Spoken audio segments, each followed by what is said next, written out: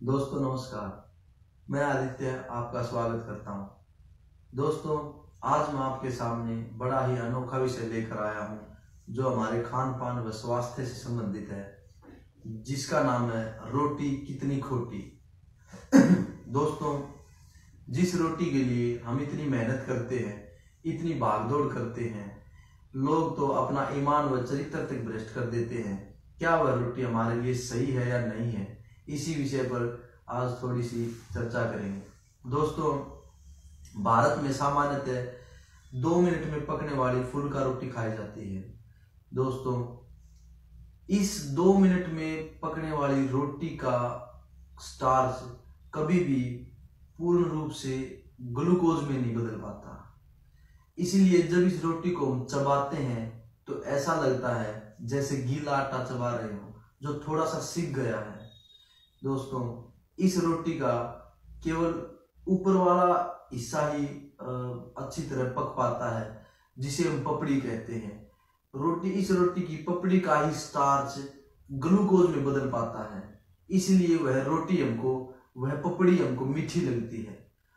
नीचे वाला हिस्सा इतना मीठा नहीं लगता, लेकिन पपड़ी हमको मीठी लगती है और स्वादिष्ट व सुपाच्य भी होती है।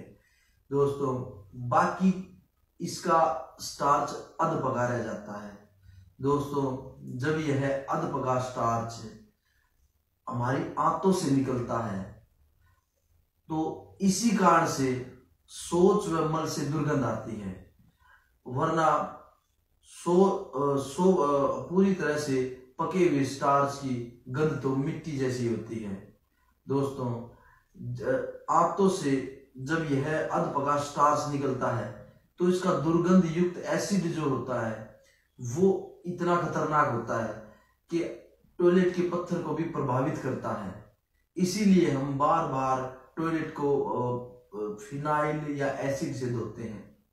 दोस्तों जब यह टॉयलेट के पत्थर को इतना प्रभावित करता है तो हमारे आंतों का क्या हाल करता होगा। दोस्तों अधपका भोजन का आंतों से निकलने का कोई नियम ही नहीं है। प्रकृति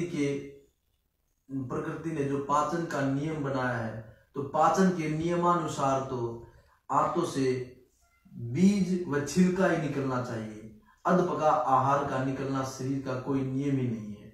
अधपका भोजन शरीर से निकलने का मतलब है या तो हमारी आंतों में या हमारे पाचन तंत्र में खराबी है, या फिर हम गलत खाना खा रहे हैं। दोस्तों जैसे जब रोटी हम सेकते हैं तो उसमें उसका कलर भूरा हो जाता है और उसकी गंध भी मिट्टी जैसी हो जाती है, तो समझ लेना रोटी पक चुकी है। दोस्तों जब ये रोटी हम खाते हैं, दोपहर को 2-3 रोटी खाते हैं तो 9-10 घंटे तक भूख नहीं लगती। ये और इसको चबाने के लिए हमारे दांतों को बहुत मेहनत करनी पड़ती है।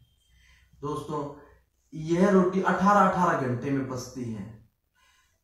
इसकी अपेक्षा जैसे जब हम दलिया खाते हैं, दलिया क्या होता है? दलिया होता है गेहूं का टुकड़ा।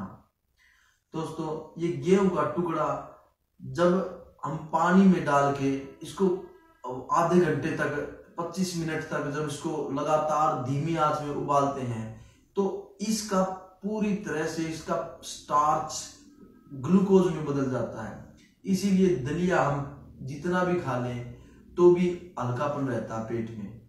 दलिया इसीलिए उस रोटी की अपेक्षा ज्यादा सुपाच्य होता है और वो पचता भी जल्दी है, स्वादिष्ट भी होता है।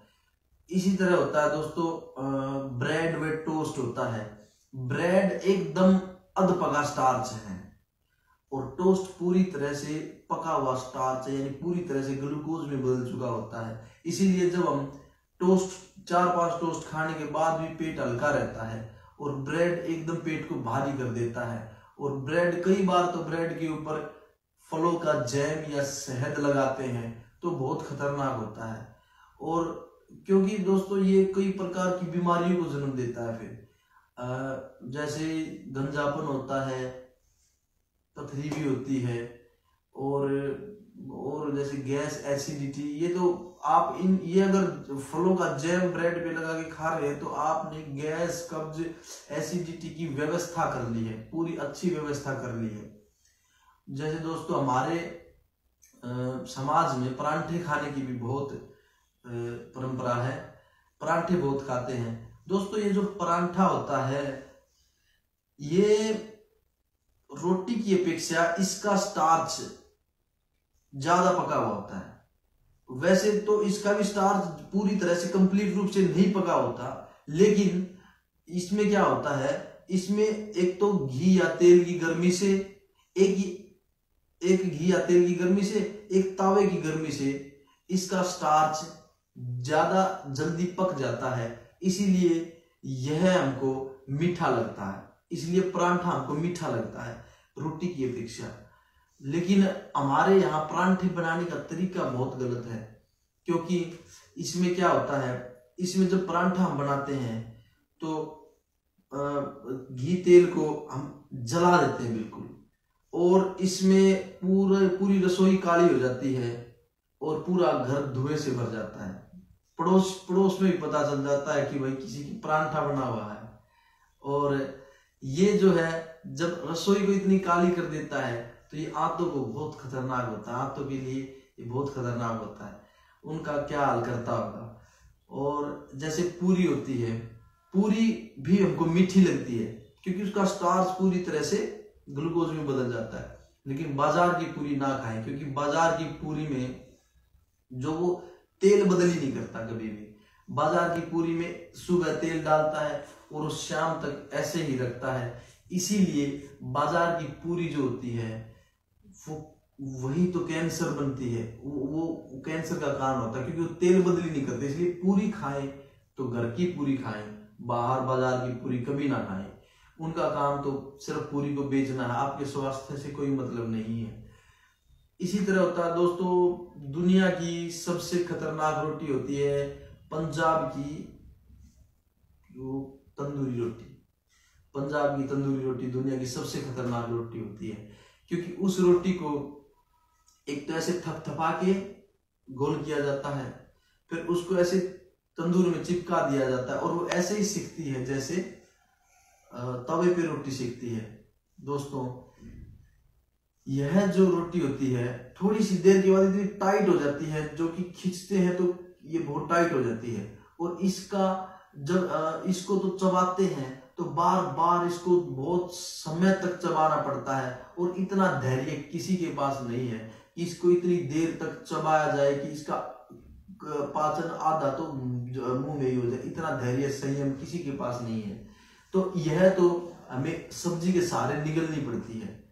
तो दोस्तों यह जो ये तंदूरी रोटी होती है, यह जो इतनी खतरनाक रोटी होती है कि ये दांतों से नहीं जब नहीं चलती है तो इन आंतों से इनका जो है कुछ नहीं कर सकती। इसीलिए तंदूरी रोटी सबसे खतरनाक रोटी होती है। और ये होता है कि राजस्थान और गुजरात में होता है खाखरा। खाखरा बहुत अच्छा होता है, वो सुपाच्य होता है। आप खाखरे को खा के देखें, वो बिल्कुल हल्का लगेगा आपको। और वो खाखरा कई खाने के बाद भी हल्कापन रहता है, क्योंकि वो पूरी तरह से पकाया जाता है, पूरी तरह से उसका स्टार्च ग्लूकोज में बदल चुका होता है। तो दोस्तों ये थी रोटी के बारे में जानकारी। और ये रोटी के कारण ही शौच व मल से दुर्गंध आती है, क्योंकि ये अधपका स्टार्च होता है जो हमारे शौच और मल से दुर्गंध आती है, अधपकी स्टार्च ही होती है। और इसीलिए रोटी को खाएं तो थोड़ा सा बिल्कुल अच्छी तरह से पका कर खाएं। दोस्तों आज की वीडियो में इतना ही, आपका बहुत बहुत धन्यवाद।